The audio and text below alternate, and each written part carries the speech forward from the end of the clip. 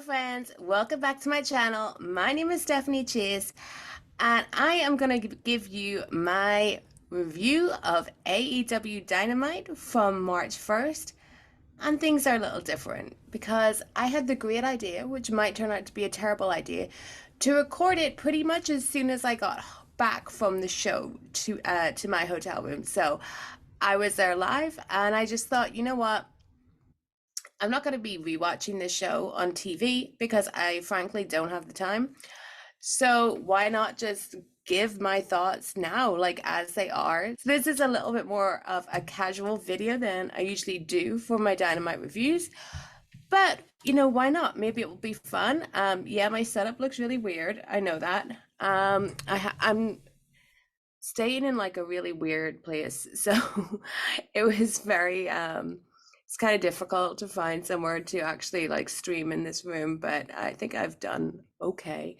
San Francisco hates my hair, so that's why I look so ratty. But anyway, look, it's not a beauty channel, so don't judge what I look like. I'm just here giving you my hot takes on Dynamite. So I've been in San Francisco since Monday. I flew from Dublin. Yeah, let's just start with a little bit about me. Why not? It's all about me, really. I flew in on Monday, got here like Monday afternoon. 11-hour flight to San Francisco from Dublin. Flight was pretty okay, other than the night before I was flying, I got the worst attack of allergies ever. So my eyes were like streams of tears nonstop. Like I turned up at the airport, um, couldn't wear any makeup or anything because like my eyes were going so much, and I spent this whole flight like looking like I was crying, and my eyes were super sensitive. At one point, no joke, I was on the plane wearing a eye mask, like a sleep mask with sunglasses over it, just to completely shut everything out from my eyes. But I did get a little bit of sleep, so that was good. And then I got here. And honestly, like I haven't really done very much here. I'm staying in downtown San Francisco. I'm quite close to like a really good shopping mall, so of course I went shopping.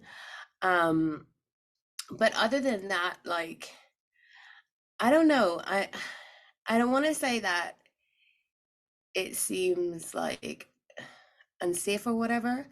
I just don't like feel as comfortable here, like going out by myself like I usually would in other cities. So I just haven't really done anything. I did go to a bar last night that was really cool.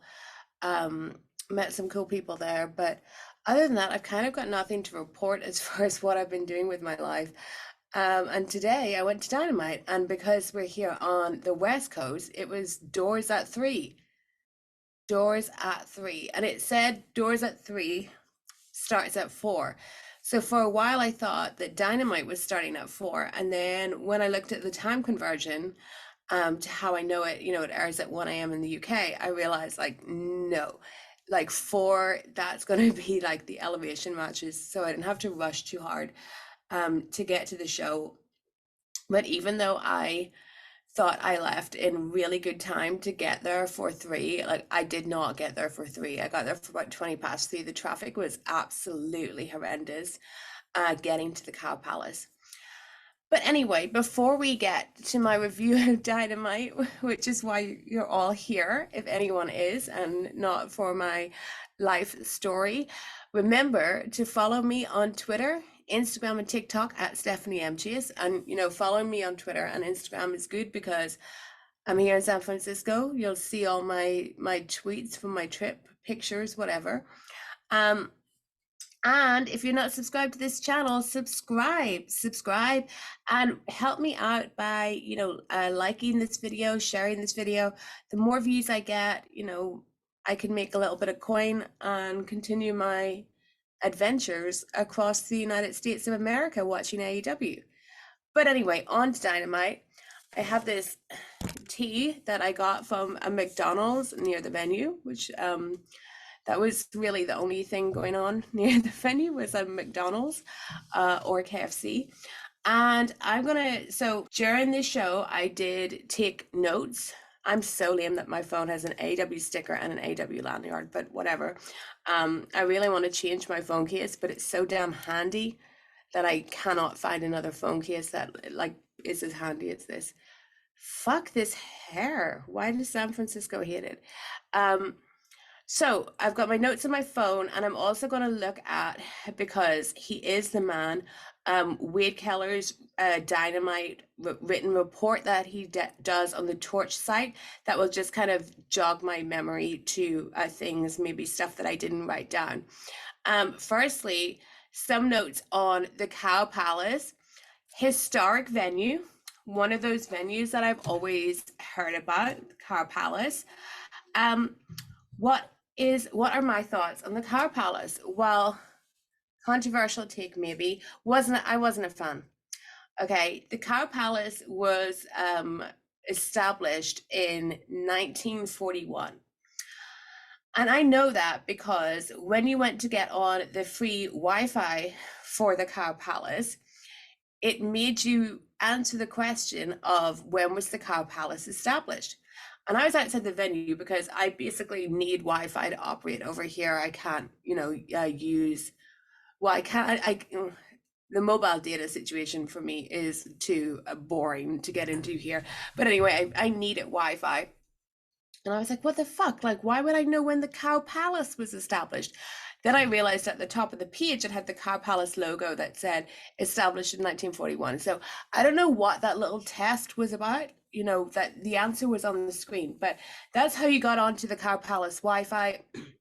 The Cow Palace, I nearly said the Cow Palace. I'm so sorry. The Cow Palace Wi-Fi was inconsistent at best, I would say. And, I did later in the show for the final match, I moved seats. I moved to a worse seat.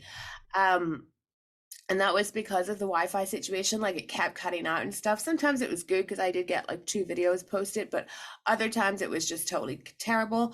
But yeah, I just feel like this arena had not been refurbished since 1941.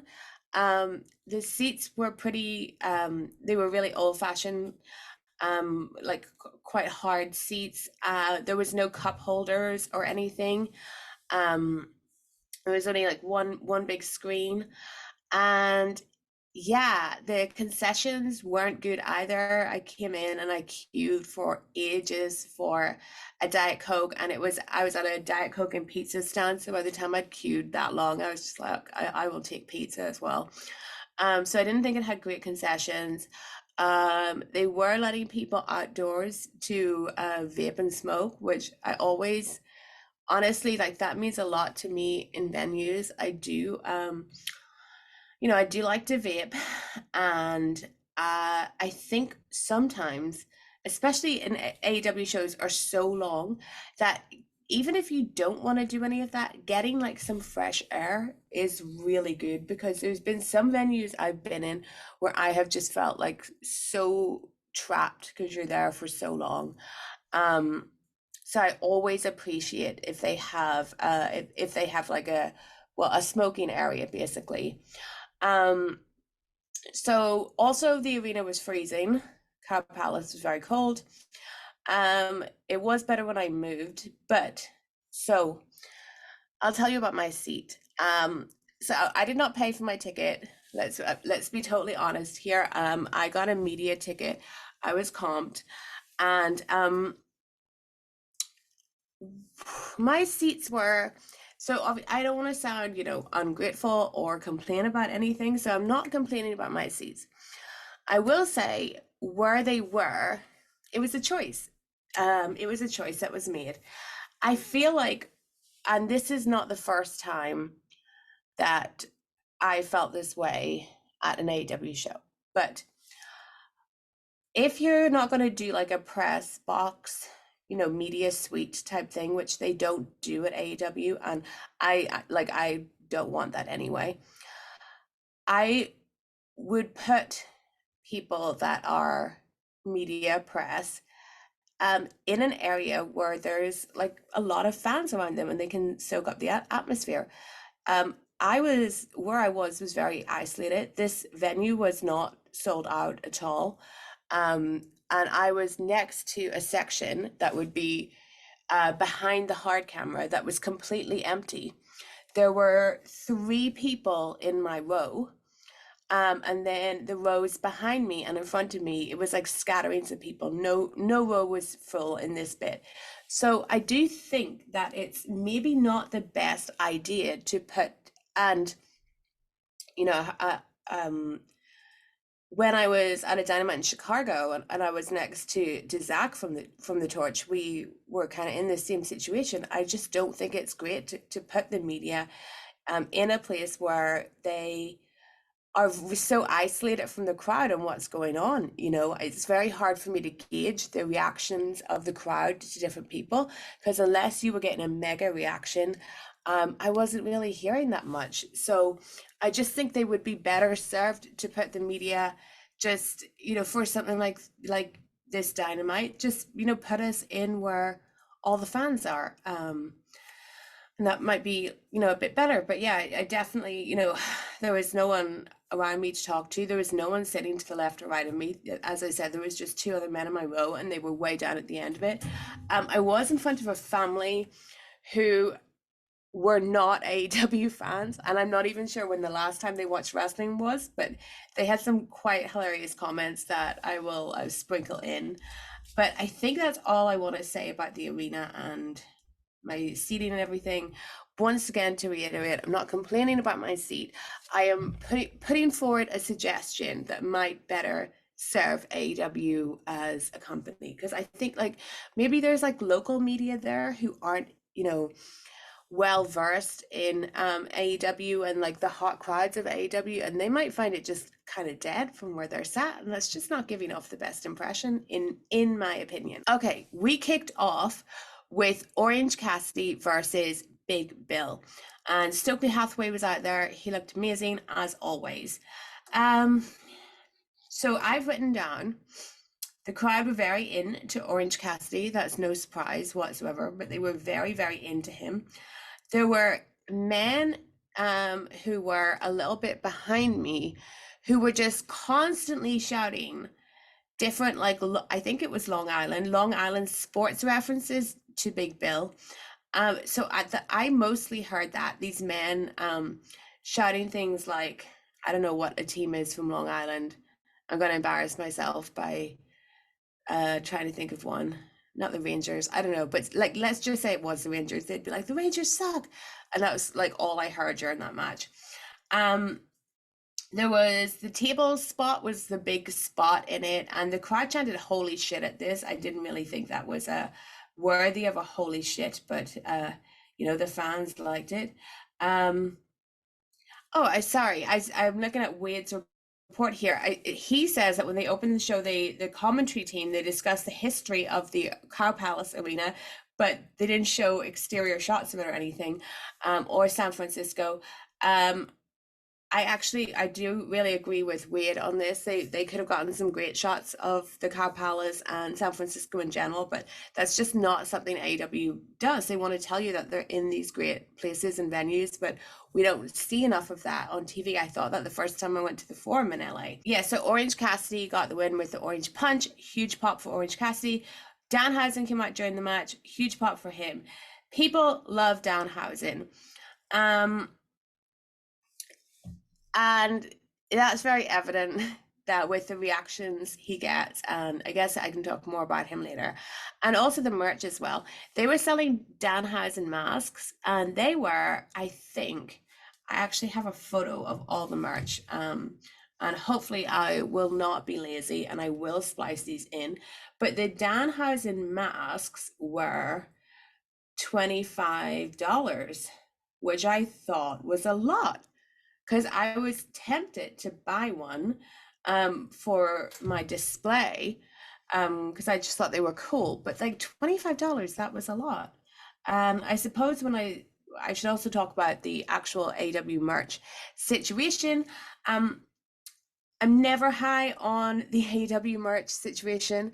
I never think that they do a good job selling merch at their shows at all. I saw some different stuff this time, but of course I have not been to an AEW show since Chicago before Thanksgiving. So there was an Adam Cole t-shirt that reminded me very much of a Macho Man one that I have. There was an AEW San Francisco t-shirt. There was the Acclaimed had their shirt. MJF had an I'm Better Than You one. He also had a scarf that said "Too Poor for a Real One" on it. That made me laugh. They had AEW baseball caps. They had a really nice flag of the Elite, if you're into the Elite. A nice AEW one as well. The flags are $25. I really do think that Danhausen mask is overpriced. Sorry. They had foam fingers. The foam fingers are, I don't think I have the price of the foam fingers, but they were not cheap either. But I just feel like AEW just does not bring enough proper merch. I've said this many times. I have never seen a Chris Jericho t-shirt sold at an AEW show.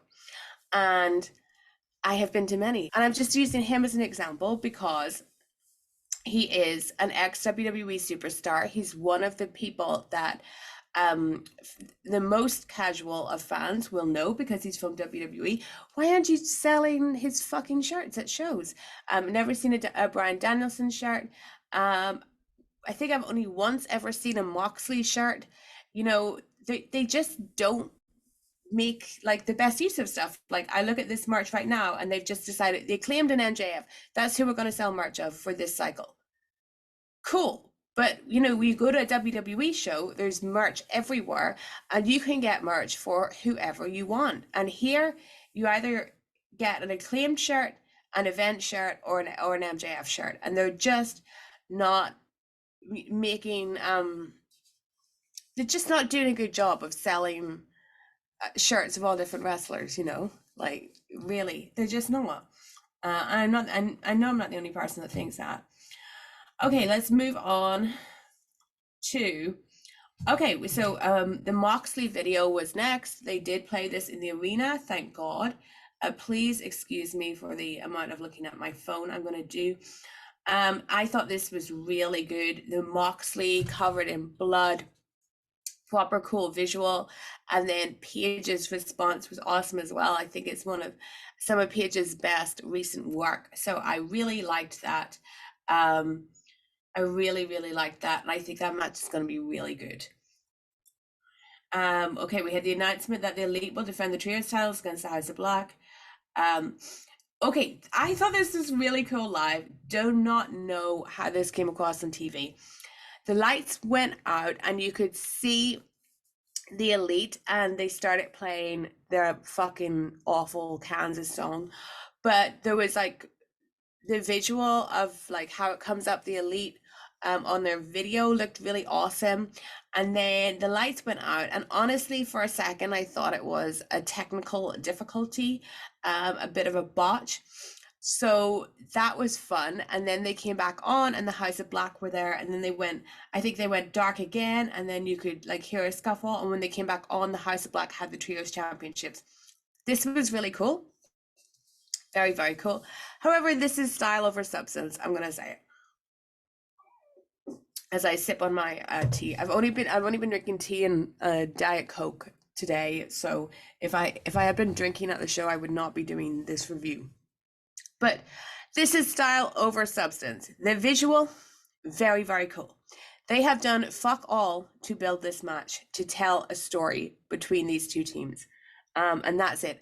Are they going to have a great match? Yes.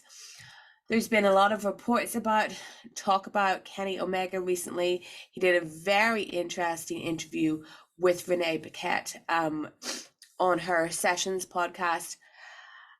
I think Kenny is checked out of AEW. I would not be surprised if Kenny is not long for the world of AEW. I think it'd be a crying shame to lose that man, to lose another member of the Elite. But yeah, you know, I think he doesn't have the investment. Look at how great he was building a match with Will Ospreay, and they don't have weekly television or anything for them to build it on. Great. This is nothing. This is absolutely nothing. Of course, you know, my expectations are that it will be a great match because Kenny Omega is in it and the Young Bucks are in it, and Kenny Omega wrestling at 50% of what Kenny Omega can do is still better than most wrestlers.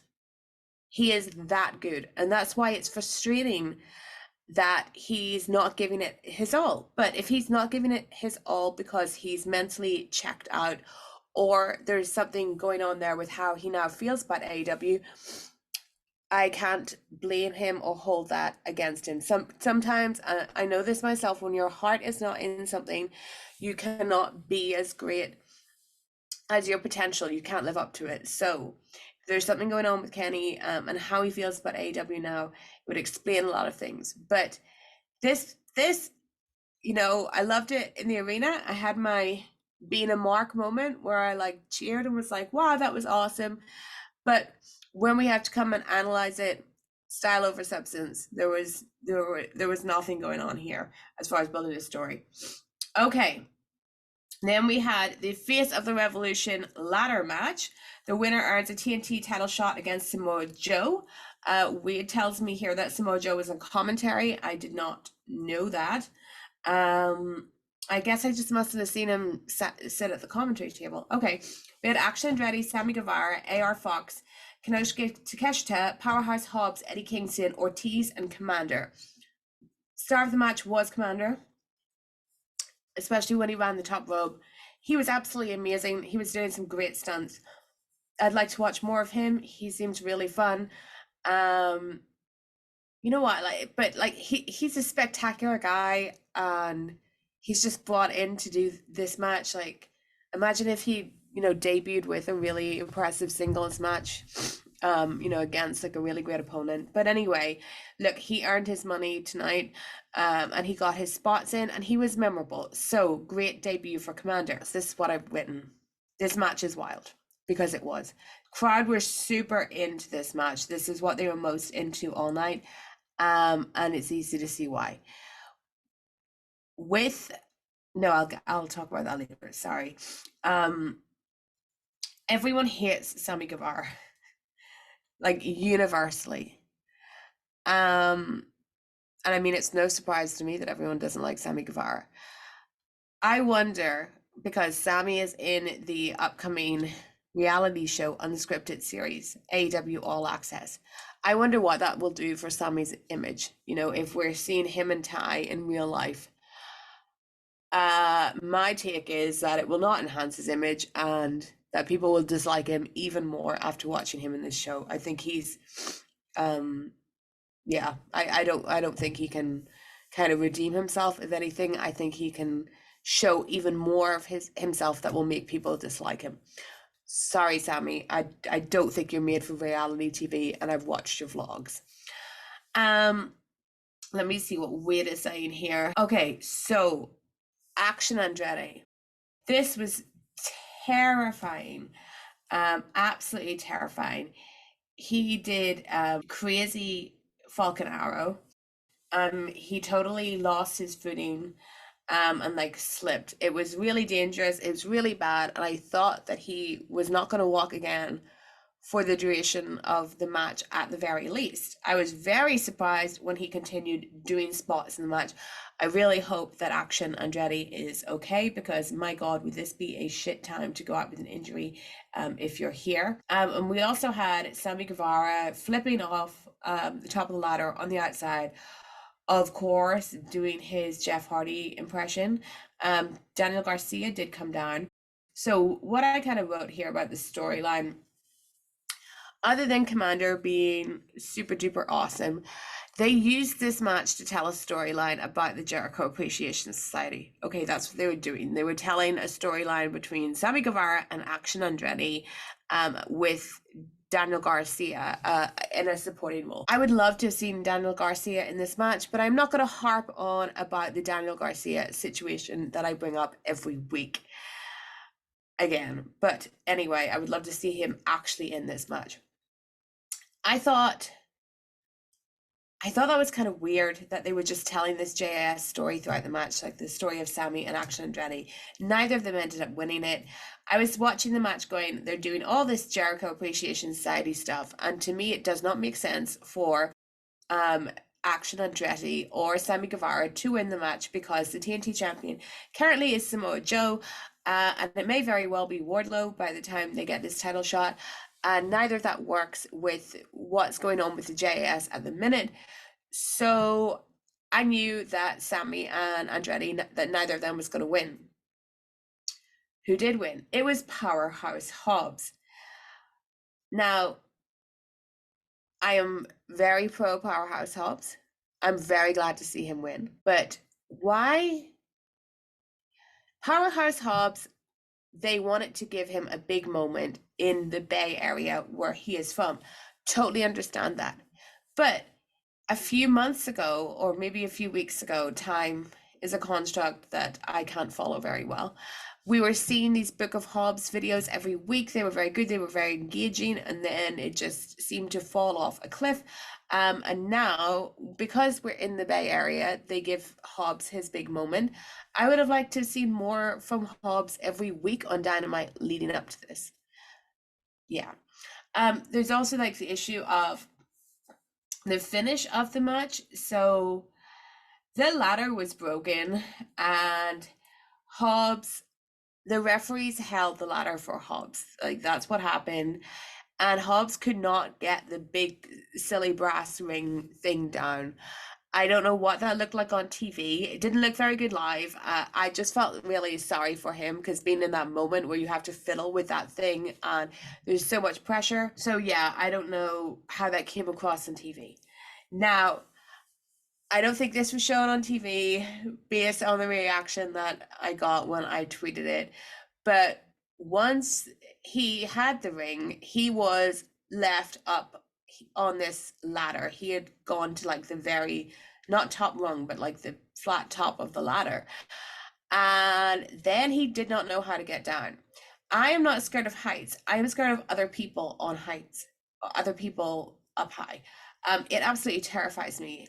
This for me was terrifying to see this man up so high and not knowing how to get down. I was really scared for him. And Aubrey had the sense to come and take the ring off him. It looked like he was trying to get someone to take it off him, and she did. And then he had to very gingerly get himself down, and I thought it was terrifying. I might splice the video in here or it's on my Twitter, but I thought it was terrifying. I will say, and I did listen to a bit of Wade's Dynamite post show, and he made this point. They absolutely should have replaced the ladder. There were so many referees about. They should have got another ladder out to be the one that the guys actually use, rather than to have Powerhouse Hobbs risk injury climbing a broken ladder and have the visual of the referees holding it. All in all, this was a really good match. Really fun, really exciting, absolute highlight of the night. Afterwards, Samoa Joe was attacked by Wardlow. I couldn't really see that properly, but I do know that it ended with Wardlow shirtless. So then we had Renee talking to the best friends. So Chuck and Trent weren't able to do the tag match at the end of the night, but Danhausen said he would enter with Orange Cassidy. At this point, I didn't know what that would lead to, so we'll move on. Okay, then we have Chris Jericho came out. So I gather that Jericho came out and they went to break when he got in the ring or at some point. So where I was sitting, and maybe I'll have a good photo, I'm not sure, that might kind of let you know, but it was like behind like the production desk or like the sound mixing desk or whatever. Anyway, it wasn't near the entrance. The Judas Pyro was insane, and I literally felt it singe my eyelash. I'm not joking. I'm certain that my eyelashes were singed by Chris Jericho's pyro because it was so intense. So Jericho, I guess had to talk. Well, yeah, so Jericho, they must have been on break, so we did a bit of talking. He just talked about like how shit San Francisco is, like he was just being a heel. And then he said that he would kick the crap out of every single one of us in the audience. So, spoiler alert, that did not happen. He did not kick the crap out of everyone in the audience, but a threat there from Jericho.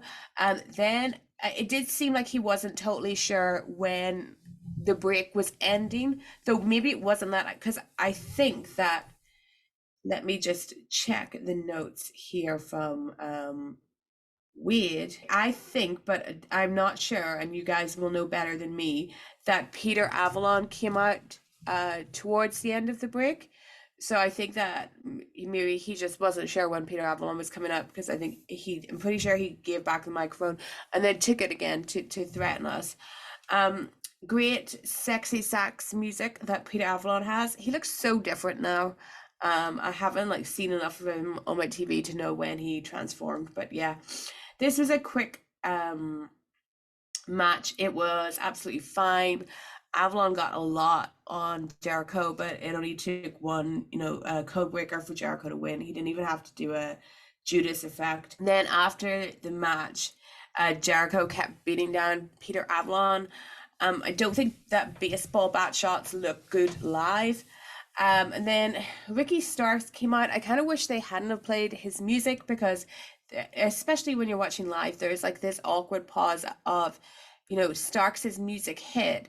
Jericho's in the ring. He knows that Starks is coming for him, and there's this kind of minute where he's just standing there when it's he could easily run away, and then he did run away. But yeah, the match was fine. Afterwards, Jericho went on the microphone. He called San Francisco crap again. He said that JS won't be ringside on Sunday, but it doesn't mean they're not going to be there tonight. And then they all came in and beat Ricky Starks. I did write here that a guy in my row took a phone call during this match. The people behind me that had not seen AEW were like, "Oh, it's Jack Swagger." When Jake Hager came out, Jake Hager got "fuck your hat" chants. I'm gonna make a bit of a prediction that I don't want to happen.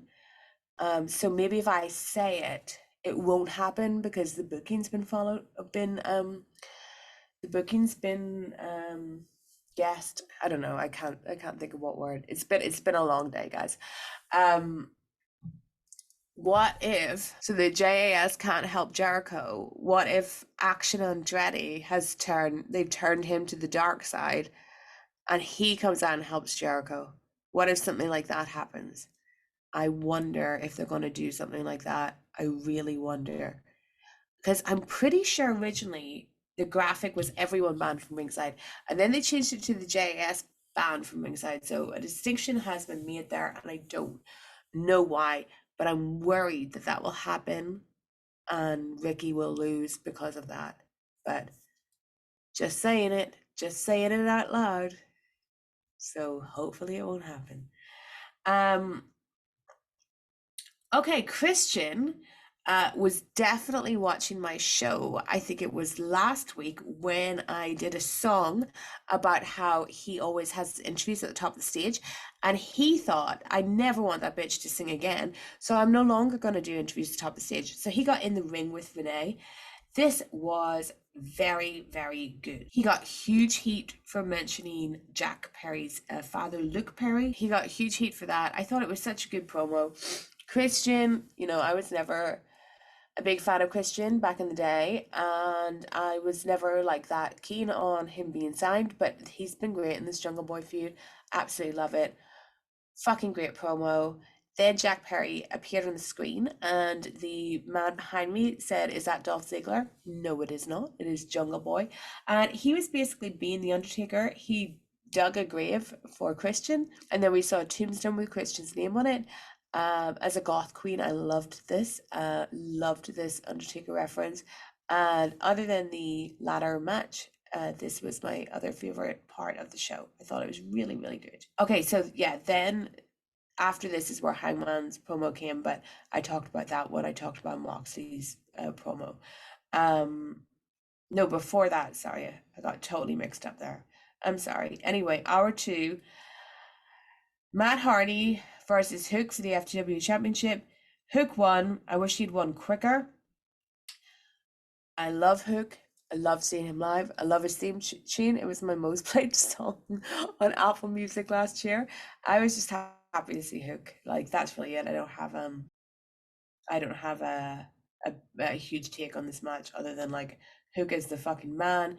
Get him the fuck away from Matt Hardy. Oh, Stokely Hathaway now has to have a match with Hook, I'm pretty sure. One-on-one no rules match. He was selling that hard. Stokely was doing really good there. Okay, then it was Tony Storm versus RHIO. I'm gonna be honest, this was my vape break. I did not see this match. I did hear a huge reaction when RHIO won, so good for her. At the end of it, we had Saraya and Hayter fighting, and then Ruby Soho coming out. But yeah, I didn't watch this match, so I have no critique to give, and I don't want to be like disingenuous and pretend I know about stuff that I don't. So I'm going to move on. I also did not see Keith Lee and Dustin Rhodes challenge the Mogul affiliates to a match on Rampage. So I thought we might be getting Keith and Swerve at the pay-per-view. Maybe not, though maybe this is a Swerve and we are getting it at the pay-per-view. But I would say I'm still appealing to Tony Khan to restrain himself because we have an hour-long match. Please. And also, Tony, make sure that the Chase Center has an outdoor facility if we're going to be kept in here for hours and hours. Okay, then we had the casino battle royal. I'm going to use the Wade's report to like, get me through all the competitors here. They should not have done this match on the same show as the ladder match. I'm just putting that out there. Like a gimmick match involving multiple people. No, the ladder match was so good. The crowd were dead for this mostly. They really, really were. And I thought that was very disappointing. AEW is absolutely not the tag team promotion. It isn't. I think that the Young Bucks being a tag team and a great tag team and being EVPs, they may have had a vision for AEW, bringing back tag team wrestling, and then they got FTR and all that, but like AEW has not been able to keep this up because you can just see from the teams here that their tag division is not strong. So first out, John Silver and Alex Reynolds. Then Claudio and Wheeler Yuta, who I know they team sometimes, but like not a real tag team. Roosh and Preston Vance. Then we had the Lucha Bros. Then Aussie Open. I love Aussie Open, but Tony, they're just a jobber team, honestly, from what we've seen from them.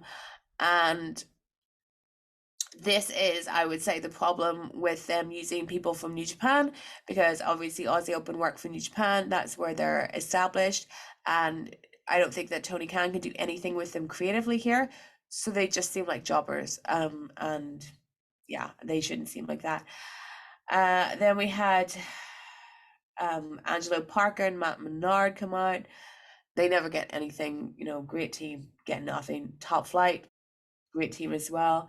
The Kingdom came out. All I ever see is people on Twitter asking for Tony to use the Kingdom more.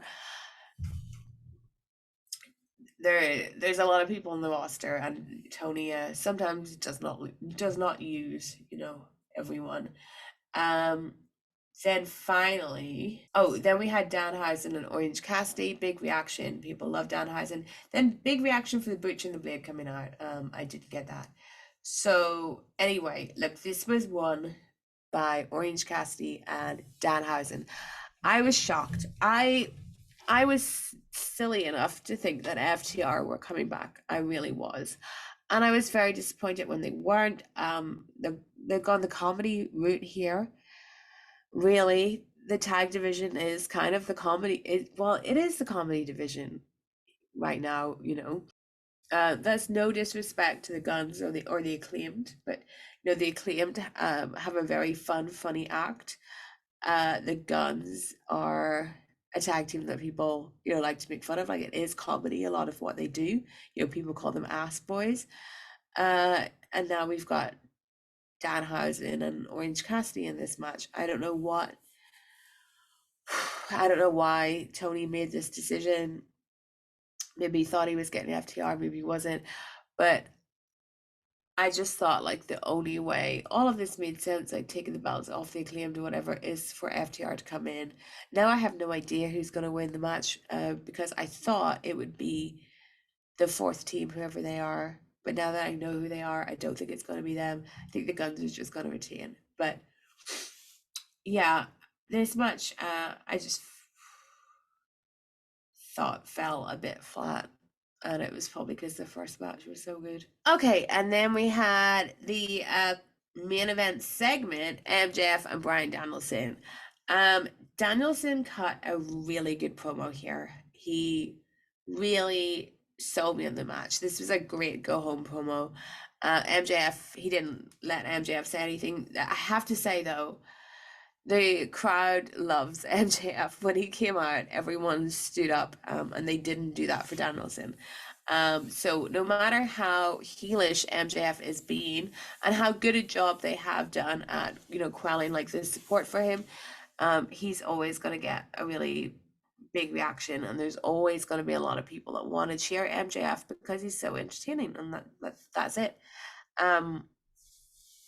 Yeah, I thought this was a great segment. I really did. I thought no, Danielson, sorry, was awesome. One of the best promos I've seen him do, to be honest. Probably the best I've seen him do in AEW. He said fuck, and that got a huge reaction from the crowd. I think it was censored on the broadcast, but we all heard it in the Cow Palace, and aren't we so silly as a society that we get such a kick out of fully grown adults saying naughty words? But we do. And he said the F word, and we all lapped it up. So that was very cool. But yeah, I thought this was great and helped sell the match. God, hair is just a state. I'm so sorry.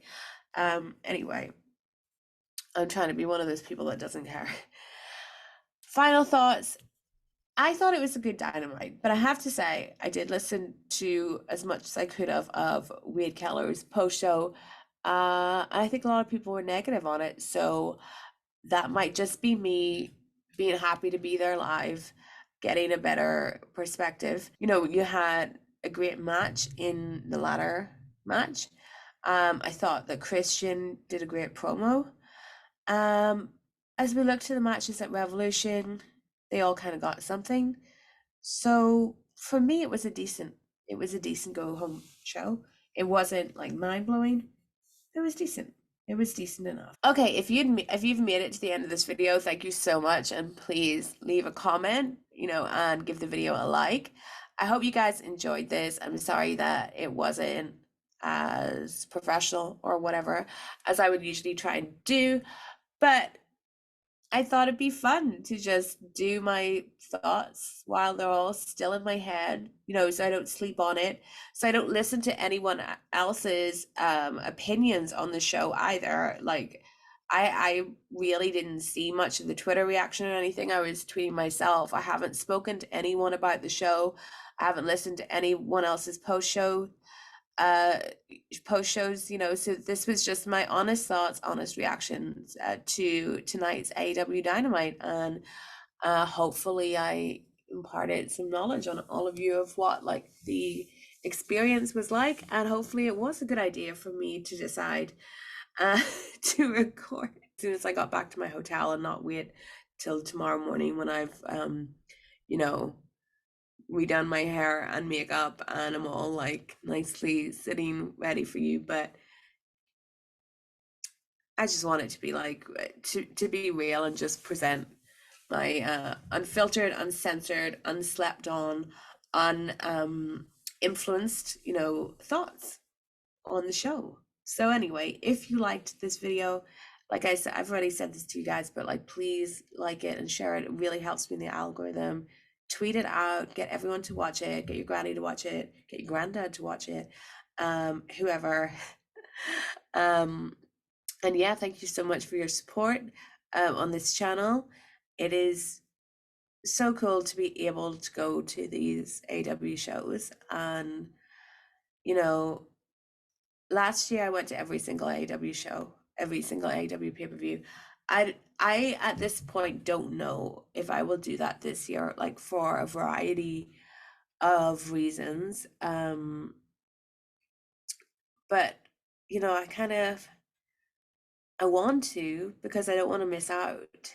But at the same time, I have to think about how much it's worth it and how much it's helping me, and helping me advance my goals. And, I have to think about my mental health and all these other things, and also like finances too.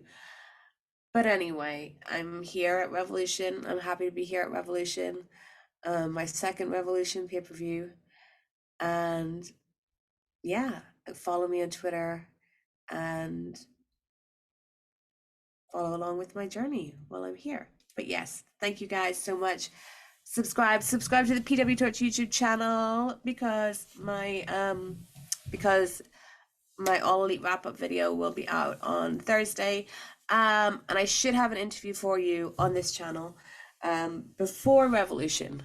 Before Revolution, hopefully, fingers crossed, if nothing goes wrong, because there's always a possibility that things don't work out. But I should have a video for all of you. So until next time, bye.